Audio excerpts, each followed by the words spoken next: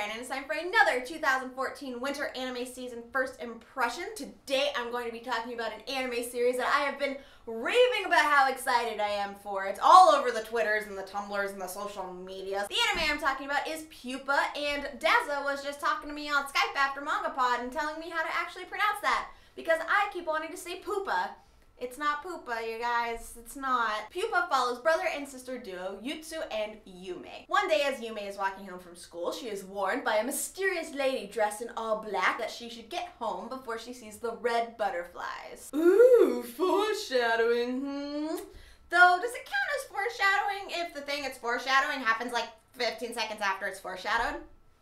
I don't know. Yume comes upon what was once probably a very adorable puppy, but is now horribly deformed and gross. And suddenly she finds herself turning into a flesh-eating monster as her brother looks on in horror. Like I said before, if you follow me on Twitter, then you know how fudgin' pumped I have been for this series since I first learned about it last fall, which was when it was supposed to air originally, and then it got pushed back because apparently it needed all this censoring and no network wanted to air it because it was super gory. So the reason I've been looking forward to this series so much is because I absolutely love psychological horror. And if you watch Manga Pod, this should not surprise you at all. But I love series that aren't afraid to tackle disturbing and mature themes, such as incest and cannibalism. It's my jam, what can I say? Cannibalism and incest every day. When I watched the trailer for the first time, which, if you have not seen it, there is a link in the description down below for you to go watch it, because holy WTF goosebumps, is it so hauntingly disturbing and wonderful. It did exactly what it intended to do, which was creep you the fudge out.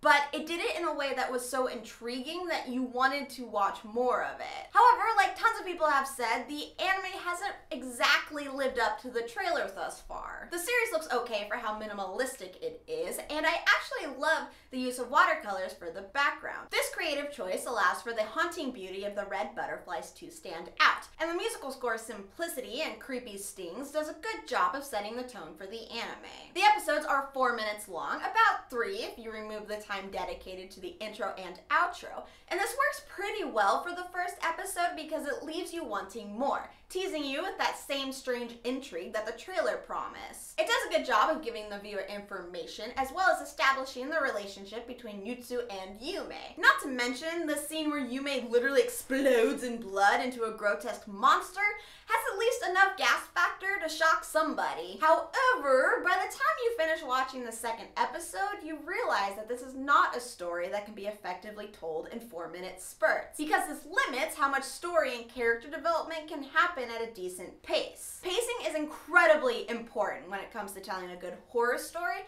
and the snappiness of Pupa's does not allow the viewer enough time to invest in the emotion that each scene is attempting to pull out of you. There just isn't enough buildup of suspense, and as soon as you find yourself getting into what's happening on the screen, the episode just abruptly ends, and you just have to roll your eyes, because cliffhangers on a psychological horror that's only 4 minutes long are not very effective. Throw in the censorship, which I am well aware about why it had to happen, but it still really sucks.